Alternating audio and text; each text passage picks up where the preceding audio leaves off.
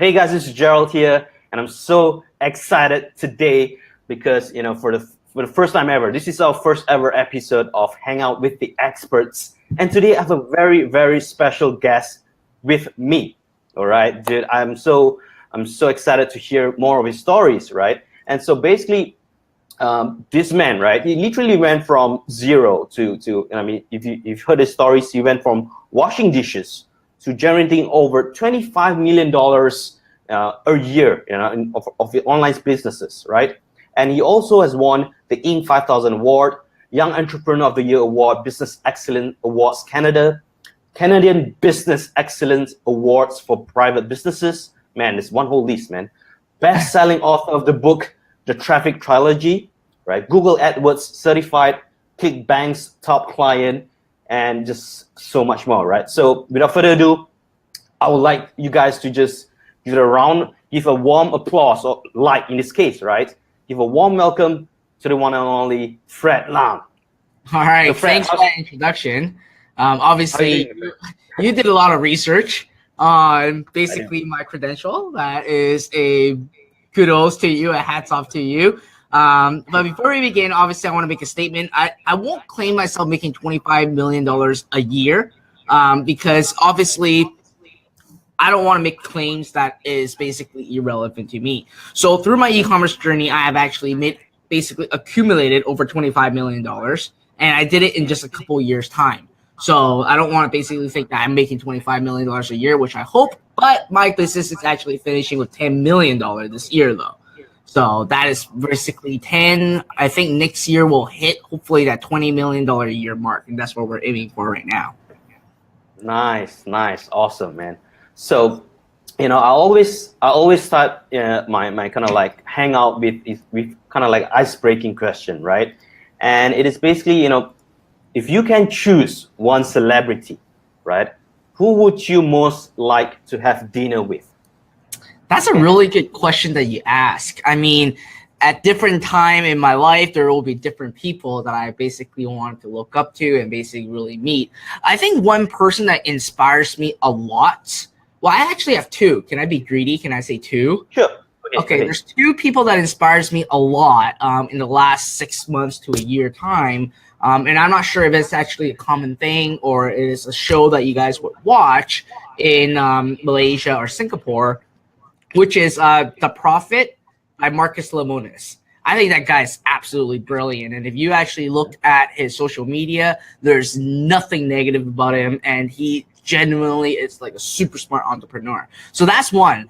The other person I think is going to be Gary Vee. I just get inspired by his hustle. I love him. And he just goes at it. And then he just creates a lot of amazing content. So these are the two that I would say if I really want to have dinner with them, someone that I really want to, I think these are the two. Awesome, right? Gary Vee is definitely on my list as well. Yeah, I think it's on a lot of people's list for Gary Vaynerchuk. Yeah, definitely, right? So, thank you so much for the answer, right? So basically, first things first, right? I mean, I know, I mean, we have been friends for a while right now. I know a little bit of a story, but a lot of the audience here today, right, and your fans from all around the world, right? They would love to hear your story, right? So can you, tell us a little bit about yourself and your story on your rag to riches story, right? So do I have to go back all the way back when I first start washing dishes? It's up to you, man. You want me to start? You have all the time you have. All right. So my story is just a typical story. A lot of people are in our space, especially that really started pretty humble beginning. Obviously, everyone had to work their butt off and actually go from there. So my first job was actually washing dishes. Wasn't able to actually get a better job than that, only because I actually barely passed high school. So at that point for me, and as a short little Asian man at freaking a westernized country, they don't want to hire you. So the only job that I was left was actually washing dishes. So from there, I basically went like, okay, is this going to be the end of my career? And I'm just going to work up the ranks at a restaurant, hopefully one day become a manager and just make a living from there. But obviously, back then I was like 16, almost 17. And I was like, I'm still too young to actually settle down for this stupid rat race, I should say, and also working as a dishwasher and trying to move up the ranks. So I've actually started to look at the online space while I was washing dishes. And that is literally almost 10 years ago.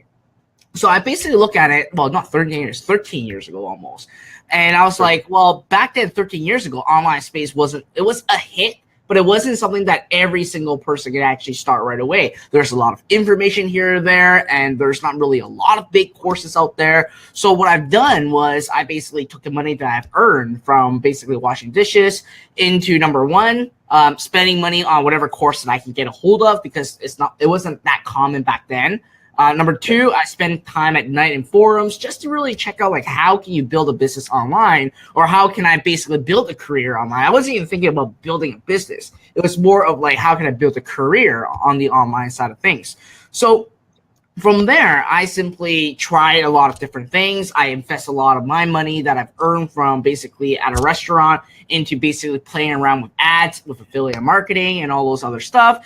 And it didn't really pick up that well right out of the gate until I met one of my ex-business partners that I had before in one of my businesses, and he got a really unique physical product. And I was like, holy crap, like it wasn't a thing back then. Like, listen, over 10 years ago, a person buying product online, people will be like, are you nuts? People just buy it at like a local place. So at that point, I was like, all right, let's give it a shot and actually start doing this. And together, we actually built a business, and it really blew my mind back then. And to share how basically the internet is limitless, basically, because in 4 months, we generated $4.6 million, all through strictly online. And the thing is that when I look back, obviously now a lot of people know about drop shipping and all those other stuff. But when I first started with my business partner back then, we were technically drop shipping already. We didn't own the product. We don't have a warehouse. We were actually selling the manufacturer's product, and they were doing all the fulfillment and doing everything for us. So that's where the thing started to actually build. But at such a young age, and if you don't have business foundation, your business can absolutely collapse. And if you guys are watching right now, I highly encourage you to actually watch The Profit. It is on Amazon Prime. Just get it get it. It really costs like $7 or something for an entire series. And you can actually see that a lot of people can have a business when they start, but to sustain it is actually a very important side of things. Starting a business nowadays is easy. Sustaining it is very hard. And if you don't have the business foundation and you don't know exactly what you're doing, you will screw yourself over. And that's what happened to us. We were spending a lot of money. We didn't have any accounting background. We don't have any finance background. We don't have any operation background. We were just basically lucky, and we know what we're doing online. And we built the business and grew it too fast, where at the end of the day, one small change affect the entire business. So what happened was that back then, in order for you to actually process credit card online, it's hard. Like, banks are afraid. They think that it is high risk, because obviously what happens if you jack all the money, you leave, close the bank account, what happens with all the refund and chargeback? The banks has to actually take the liability. So at that point, because all the banks are so skeptical, they decided not to actually process any more credit card orders with the bank that we're working with. So not just us, but all their clients, they no longer basically want to process credit card online because they deemed it as high risk. So overnight, we lost everything because it was so hard for us to actually get a merchant account. But back then, we got one, but we lost it. And it really collapsed the business, because once you gain momentum in the business, it's very hard for you to regain it after you lose it. Yep. So during that time, I was like, all right, so am I going back to washing dishes, or what I'm going to do next? I don't even know. I was really lost. Then at that time, I really reflect back at during that several months of actually running that business, I realized that I actually acquired a very specific skill set, which is buying traffic online, which we call it media buying in general. So I took that skill set and I actually transitioned to creating my own agency, a local agency, in basically my area. And because back then it was like almost 10 years ago, media buying, especially online, was a rare thing. A lot of people are looking for talents to actually have that. So from there, I've actually was able to attract general manager at BMW to actually have me run their entire marketing department only because of the skill set. So I transitioned on, obviously started to really run ads for a lot of dealership businesses and most importantly car dealerships. And then what happened was, obviously I was just working as an agency. I'm just helping people make their money. I'm simply learning a lot as an agency because obviously if I need to do the marketing, I need to know the ins and outs of the company. I need to know how they operate. I need to know where they spend their money. I need to know their accounting and all those other stuff. And I was very blessed to actually have like the top general managers to actually train me. So through that, I've actually started to learn a lot about business stuff.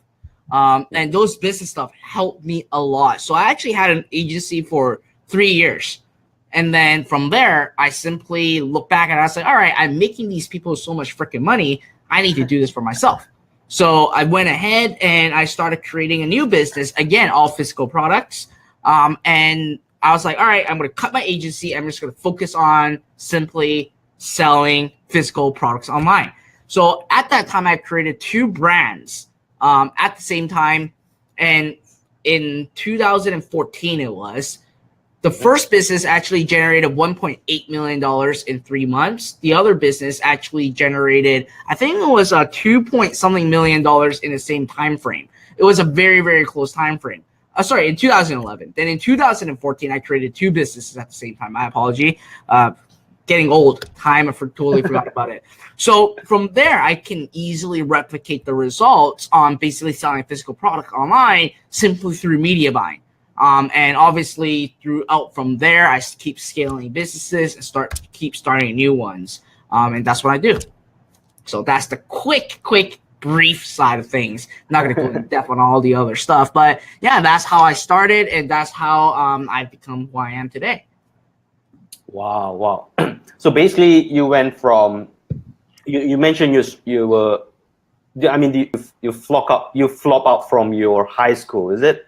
Well, I barely passed. I still got my high school degree. Thank God. That helped. So then you went from washing dishes in the restaurants, and then with the money that you earn in a restaurant, you reinvest back into learning about making money online. Yeah. Right? Building online business. Yeah. And then after that, you went on to acquiring I remember you clearly when the first time I saw you online.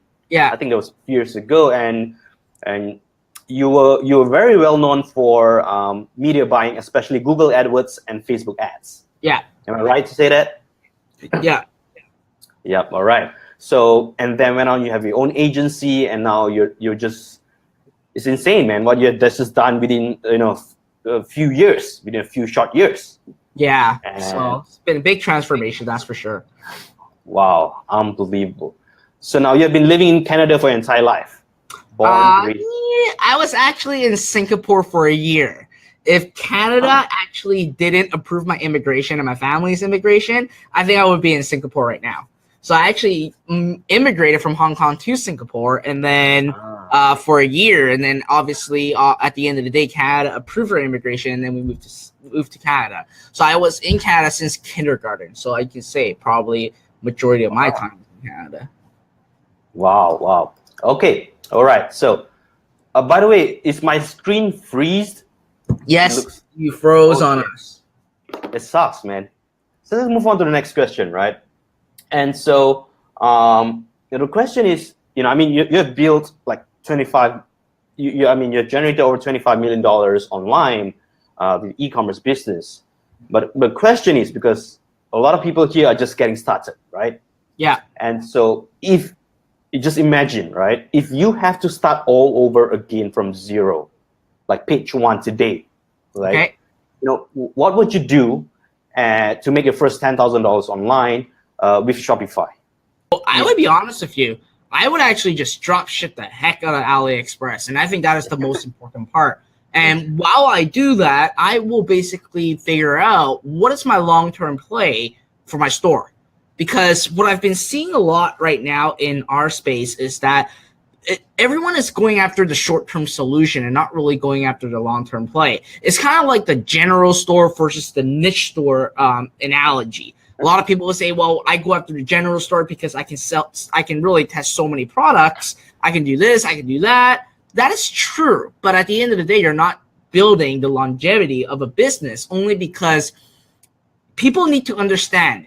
And I always tell this to my students, and I always tell these to my members, is that the profit is going to be in the back end. It's not going to be in the front end. The front end is basically a bait, I would have to use that word, to attract those people to go into your store and go through your sales funnel.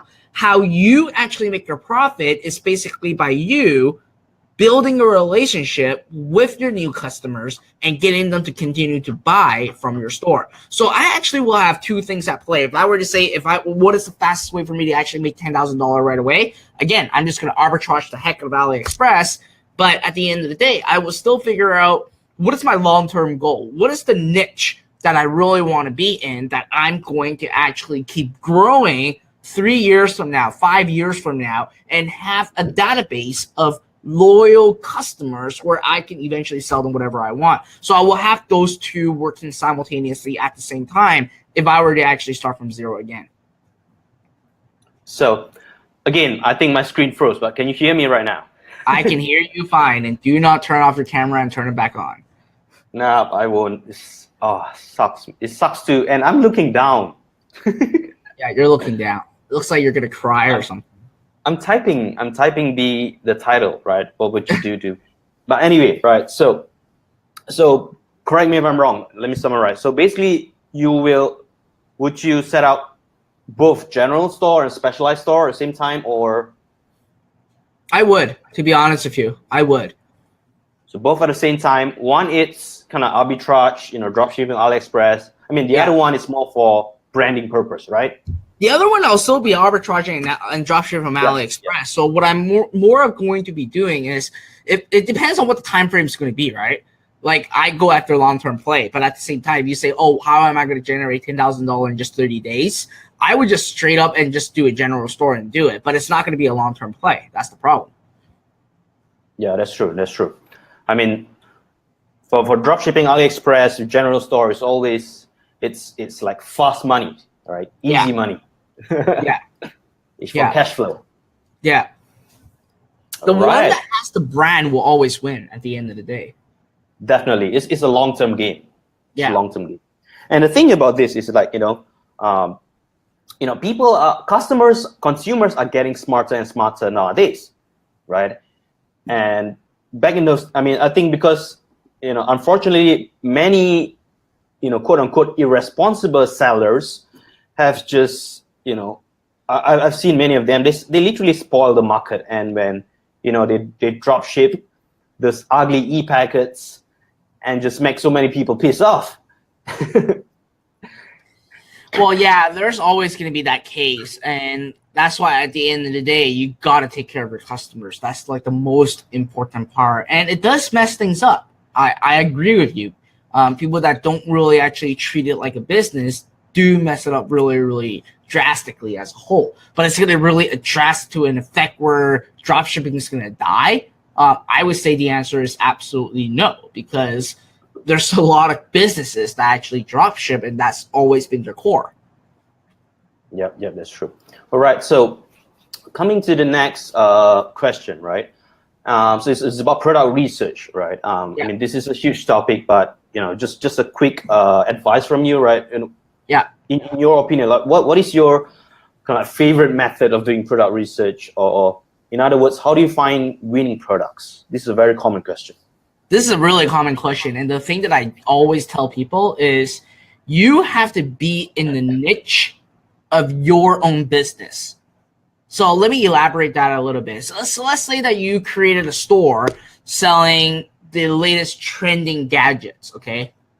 So you got to be passionate about trendy gadgets at the same time, because what happens is that if you are sharing to Facebook that you yourself love trendy gadget and love all these other stuff, well, guess what? Your competitors are going to target you flat out.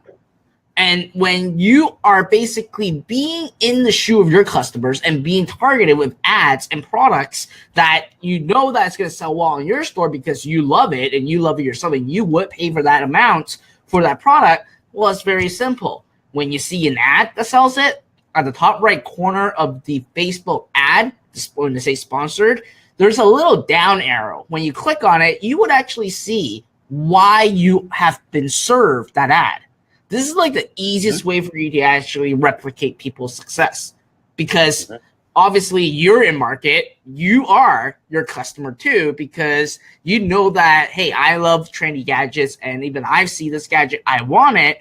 When you see that, what product it is, what landing page it is, and most importantly, why you're seeing that ad, well, guess what? You can target around the same people. It is actually the easiest method of all. Now, obviously, there are a lot of other ways that you can actually do your product research, but one of them is if you want to basically get results and if you want to basically find products that you know is going to sell, you got to be in your niche and you got to basically be in the customer's shoe and basically feel the user experience side through an ad.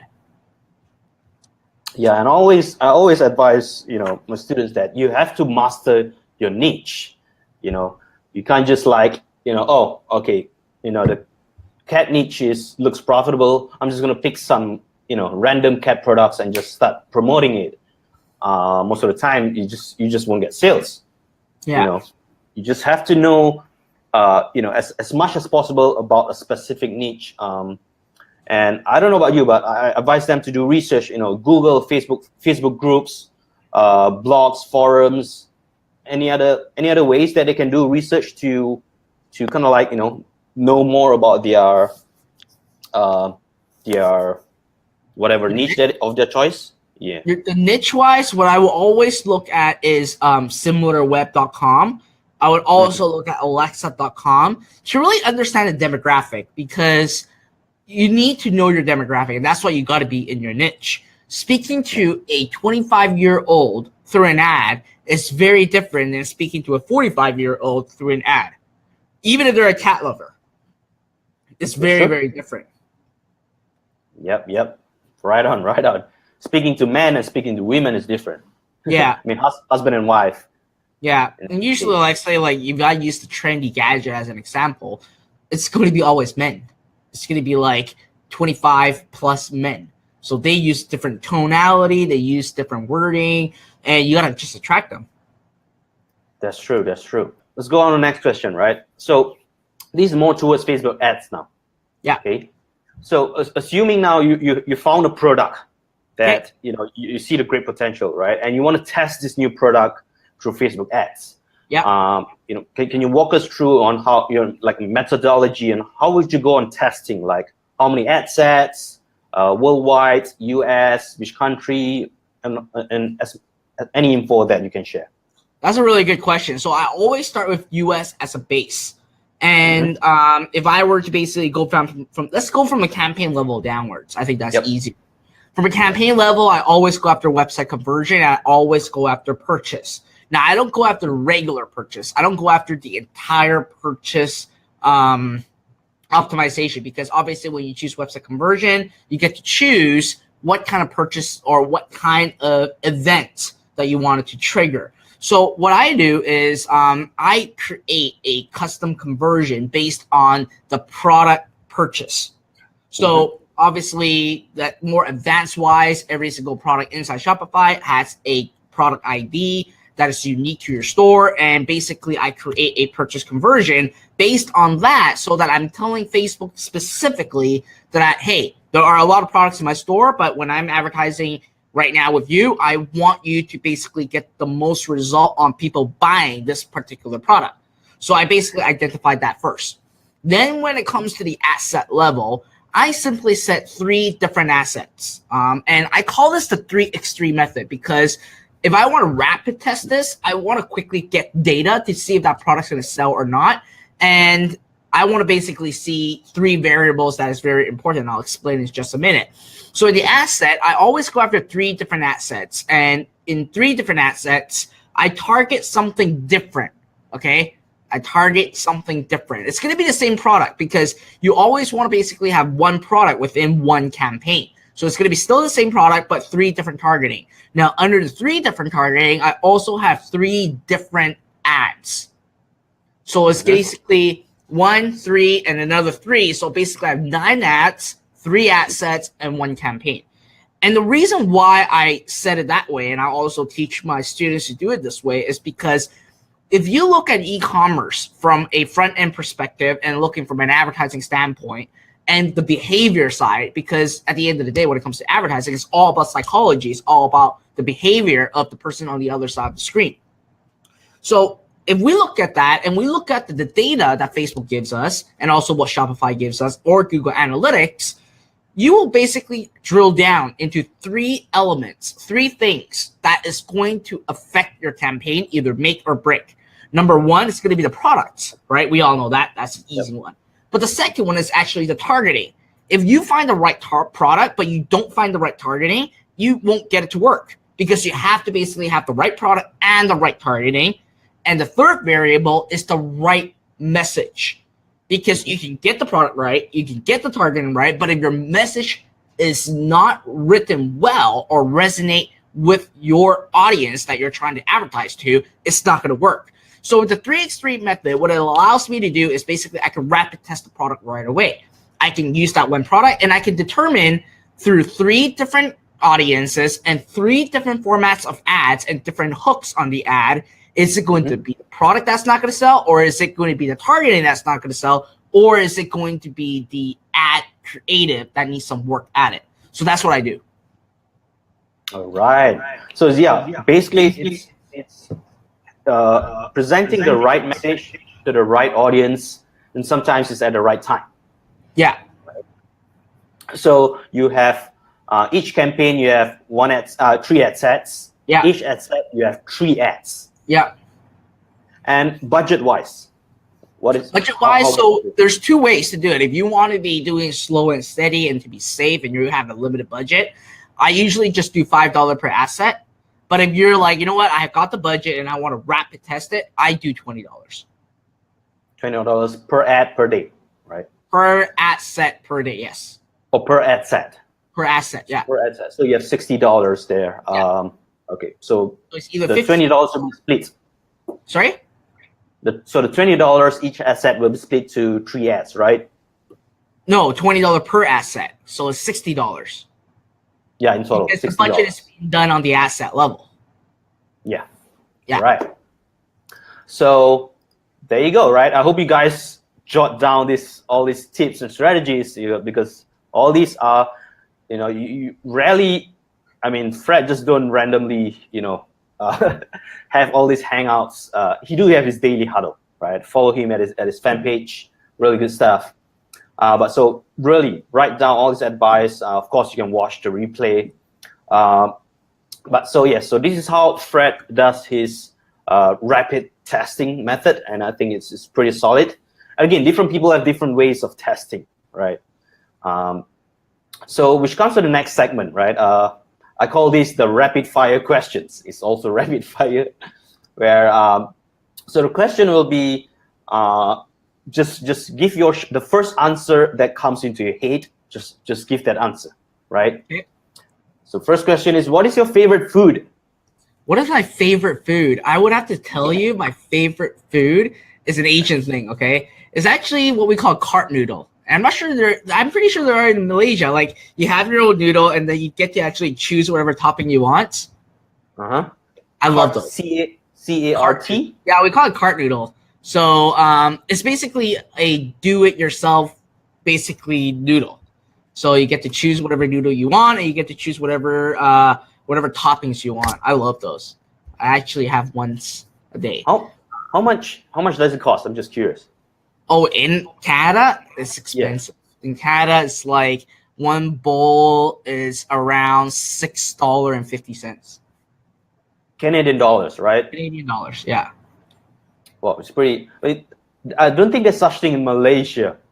I mean, it may be a Hong Kong thing. I'm not sure if there is any in Malaysia, but I think it's a Hong Kong thing. So I love that.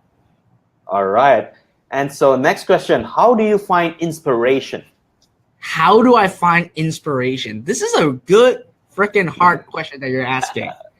I think I find my inspiration based on I would say the results that I'm actually achieving and I'm getting, and seeing myself hitting milestones. So I don't really get inspired by a lot of people, I should say. I always have goals in place that I want always to actually accomplish.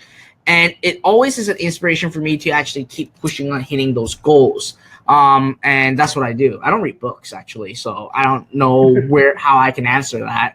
But except Rich Dad Poor Dad, right? That's actually the first and only book that I finished reading from front cover to back cover. And the second book that I actually finished from front cover to back cover is actually the one by Michael Masterson called Ready, Fire, Aim. And all the other books that I've read in my life, I only read like 1/3 of it and I stopped. Like I'm not a book guy. I just can't read books. So you're more the video person, right? Watching videos, that kind of stuff. Yeah, I'm more of a person that want to experience it. So even if I actually watch a video about it, I want to experience it and turn that into reality, because it's going to be very different. Like reading something, going into your head, and not applying it doesn't make sense.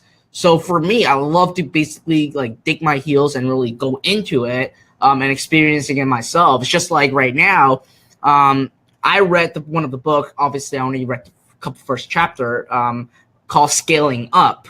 So it's a book that my business mentor always told me to keep reading. He told me to read it like 2 years ago. I read a couple pages and I'm like, this is not for me, not now. And it didn't really come to me because I wasn't at that stage yet on understanding what is the importance of that. And then now it starts to hit me as I'm actually scaling up my business even more. I was like, all right, now I understand it, and I start to experience it, and that's where I start to learn a lot. All right, nice. Next question. What is your favorite quote? My favorite quote. QUOTE quote. My favorite quote. Keep hustling. Yeah. Keep hustling. All right. That's the most important thing. I like that. What is your favorite vacation spot? What's my favorite vacation spot? Man, you ask tough questions. I would say Hawaii. Hawaii. Have you been there? Oh yeah, favorite. Yeah. I would say Honolulu, but not Maui. Maui is too laid back. I can't take Maui. I wanted to leave the first night when I was in Maui. I like Honolulu, and I think that's my favorite spot. There's so much stuff for me to do. Nice. What do you do for fun? What I do for fun, to be honest with you, I don't have a life. I treat my business like a hobby, and I think that's what makes a big difference between successful people and people that are trying to just make it. Because I don't run my business based on the necessity of needing money or like needing to feed my family. I do it because I treat it like a hobby. I love running it. I love running into those challenges. So that's what I do a lot, and that's what it is. Now, if I were to really take one right out of all these other stuff, I may say video games. All right, that's fun. I mean, but like you mentioned, right? I mean, because you are so passionate about your business, and that's why I think you treat it like a hobby, so to say. Yeah. Because you enjoy doing it. Yeah. And that's the most important part. I mean, a lot of people, right? Whether it's full-time job or whether they have their own business, they are, assuming they are making good money, right? I see some people they are suffering, like emotionally, mentally, or physically, whatever. And it's good that you're doing our passion, and you're doing really well. Yeah. I just love running businesses. That's always what I've been loving to do.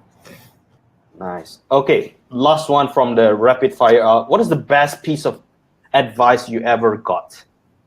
The best piece of advice that I've ever got: be vulnerable. That is a really big one. Yeah. Well, not be vulnerable to anyone, but be vulnerable to people that you trust. Because at the end of the day, you are not going to be the person that will know everything. You're not going to be the person that's going to be good at everything. You're not going to be a person that knows the solution to everything. But if you try to paint the picture in front of everyone saying that, oh, I'm good at this, I'm good at that, this is the and trying to basically create a smoke screen will eventually cause a lot of problem. And even at a relationship, if basically you're trying to hide shit from your girlfriend, your wife, or your loved ones, and you're not really opening up to them, and they're the people that you trust, it will turn into something real bad as the snowball effect happens. So, I mean, one of the most important things that I change a lot is really being vulnerable, just being open and say, I just don't know. Can you help me? Or I need a solution. What do you think? And basically coming in a perspective of telling to people that you trust, obviously, not any random stranger, how you feel. And that is a very important point. Mm-hmm. And what is the worst advice you ever got? The worst advice that you said that was the last question. Now you're jumping another one in. Yeah. It's continuation. It's a two-part question. Okay. Yeah, two-part. What is the worst advice that I've ever got? I got one. Don't go into Bitcoin. You serious? So when it was like what 4 years ago, I was presented an opportunity to mine Bitcoin. 4 years ago. Think about how long that is. Man, you're freaking rich now. I would have been freaking rich. I would have mined Bitcoin 4 years ago. So, anyways, just kidding. The worst advice that I've actually ever gotten. That's a really good one. I can't really think of one that backfired me a lot because I've been blessed to have a lot of positive support throughout my journey, and throughout my life. So I don't really know. It's all right if you don't have an answer. I don't really have an answer for that. Yeah, but the Bitcoin story is true though. I did not make that up. I was so pissed afterward when Bitcoin starts to go up. 4 years ago, it should be like less than 1,000, I think. Huh? 4 years ago? Yeah. 4 years ago, it was less than 1,000 for sure. It was like a couple $100. $100. It was like $300-400. I remember it was $300-400. I was like, that's bullshit. It's not gonna happen. And now only we can go back time, right? Yep, only we can go back in time. All right, so the next one we have questions from the audience, right? So I just pick a few questions. Okay. And so the first one is, how do you do Facebook ads targeting research? Is there a systematic way to do it? There's not really a systematic way to do it. I mean, I use the audience insight a lot, and that's what I do. And if you're in your niche, there's always 3 keywords that I always start with to actually do my research. Number 1 is the topic, obviously. Whatever topic that you're in that niche, you'll look it up and see what is out there and what our people's activities are. Second thing that I always do is I look at public figures. So in every single niche, there's always going to be a public figure. Okay, like hunting wise, there are the Dynasty, whatever, I forgot their name. There's a really well-known show in US that's all about hunting. I would also look at brands. So what are the top brands or product within the niche that has a lot of following? Because those are just proven models that you want to take a look and understand the behavior of those people and start testing them out and use the audience insight to actually look for affinity and basically go from there. All right. So audience insight is what you use most. Right? Yeah, I use a lot. Yeah, me too. But I remember one time, audience insight, they what do you call it? You know, there's a time where you cannot do research. They kind of like all the answers are the same. Yeah, well, there's glitches here and there, and now they're back. Another question, I think this is more advanced question where there's one student, right? He's doing about $2,000 to $4,000 a day in sales. Okay. So he's asking, how do you scale from $2,000 to $4,000 a day to $50,000 a day? And maybe let me just add on to it. Like he did explain, like, so he said, I've been doing $35 auto placement ad sets and then jumping to $500 ad sets. So his question is, when jumping like this, does it usually take a few days for optimize? I think the answer is yes, obviously. Yeah, the And honest so, answer is yes, yeah. obviously. So yeah, I mean, so I think the question is how would you scale from $2,000 to $4,000 a day to $50,000 a day? We're talking about sales or ad spend? I think sales. In sales. Okay. Yeah. So that is a very vague question too, to be honest with you, because I'm not sure where he is at in his advertising journey. Is he doing lookalikes yet, or is he not doing lookalikes yet? Yeah. What kind of percentage of lookalikes are you doing, and what kind of percentage are you not doing? So there's a lot of variables involved. But if you want to basically like jump fast and really start increasing your sales in a quick time frame, number one, introduce upsells. Number two, always have your emails autoresponder all set because it will start to accumulate. And number three is to expand your interest targeting to other countries at the same time. So again, I don't know where he's at in his advertising journey. So just on top of my head, these are the three things that I can figure out right away. Yep. Increase average order value. Implement email marketing. All right. Yeah. Lookalike audience. Definitely. Next question. What are the useful SaaS tools, software, to automate the entire e-commerce business? I think you have one really cool. Yeah, I have one to automate the buying process, the tracking process, and also have other things that increase AOV. So that's what I use. I use my own technology. So, and I'm not going to say what it is. I'm not going to turn this into a pitch fest. I'll put my affiliate link there, by the way. Yeah, you can put your affiliate link there. All right. So there are software. So, but yours is available in public, right? What do you mean by public? I mean, it's available for sale, right? In the public. It is. So then, yeah, you can go ahead and just mention the name. You don't have, doesn't have to be a pitch fest. Yeah, just look for Zero Up. I have a technology called Zero Up that helps a lot of people automate their entire store. That's what I use. That's what a lot of my students use, and they're getting like really good results. All right. So Zero Up is the tool that Fred is using. Okay. So one more question. Do you? Okay. So I think this person have a challenge between like product research, right? So how do you differentiate between a generic product and a unique product? How do I differentiate a generic product and a unique product? I always use a quick analogy of selling a watch. Mm-hmm. So for a watch, there are a lot of general watch out there. Let's say it's just a regular piece of watch with a leather strap on it with a black background, and then maybe like a numeral, a Roman numeral sign on it. Those are what I call general. When you're talking about a more unique product, will be basically a watch that maybe have the I don't know, a let's say, I'm just gonna make it easy, like a US flag on there. Obviously, if you have a US flag on there, that's more of a unique ad or a unique product that really tailors to American who are patriotic. So that is one of the big differences. Now, another one, more of a generic one that I can do an example. And here's a tip that I could give you guys all, is looking at insider design. So wine glasses, another big one. Wine glass is obviously a very, very generic product.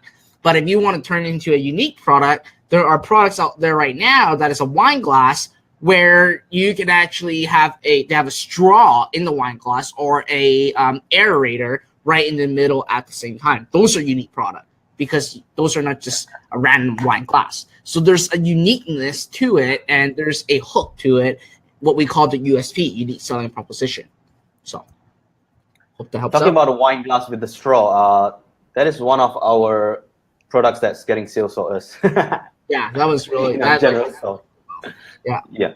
So like the watch. So I've seen a lot of wooden watches. Yeah. Made of wood. Are those, in your opinion, are those counted as unique, watches products, or? Well, if it's unique, who are you going to target?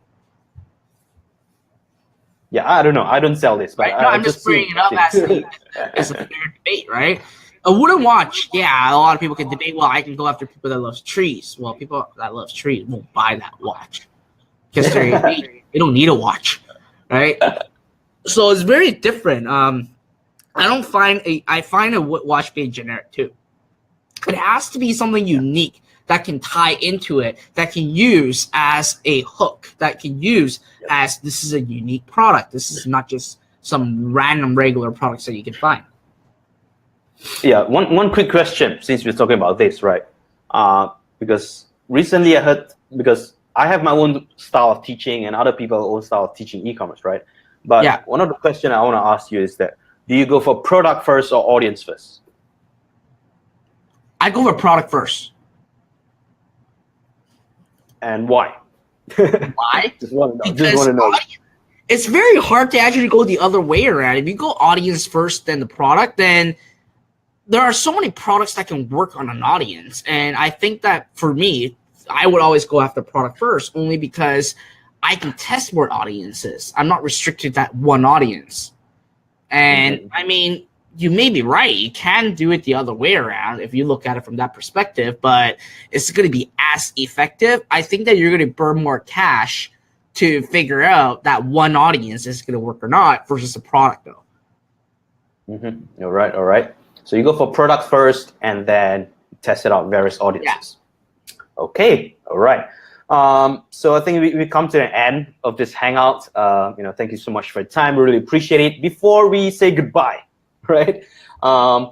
And for those of you listening if you enjoyed for the past 40-50 minutes, give Fred some hearts. Give him as many hearts as you can. Smash the button.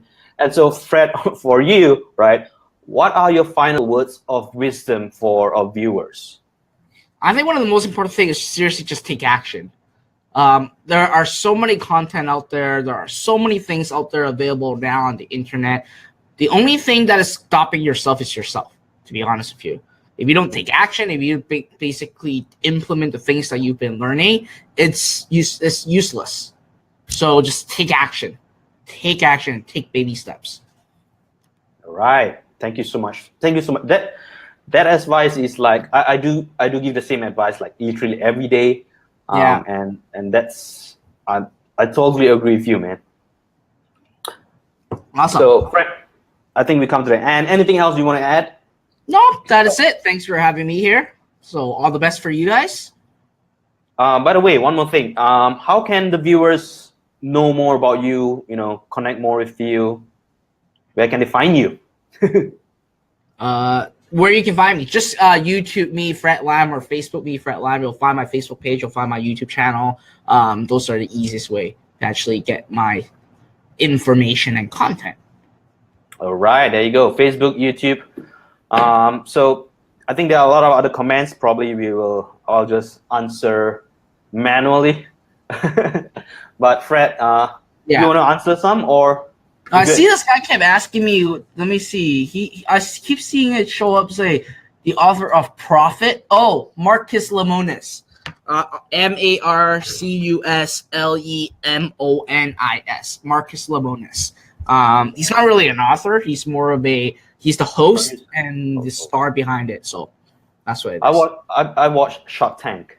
You watched Shark Tank? I watched The Profit. Trust me, when you watch The Profit, you won't watch Shark Tank. Really? All right, I'll try it out. All right, Fred, thank you so much for your time. We really, really appreciate it. I'm sure the viewers learned a lot of golden nuggets from you. And so thank you so much. Have a great night, and I'll talk to you soon, brother. All right, thank you. Take care. Bye-bye.